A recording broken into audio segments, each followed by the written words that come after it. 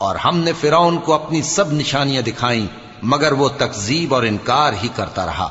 کہنے لگا کہ موسیٰ، کیا تم ہمارے پاس اس لیے آئے ہو کہ اپنے جادو کے زور سے ہمیں ہمارے ملک سے نکال دو؟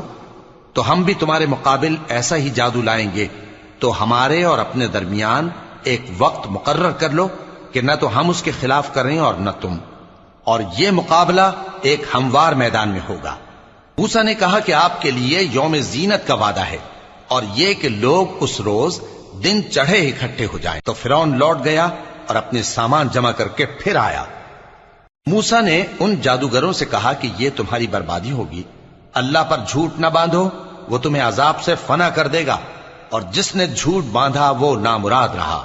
تو وہ باہم اپنے معاملے میں جھگڑنے اور چپکے سرگوشی کرنے لگے۔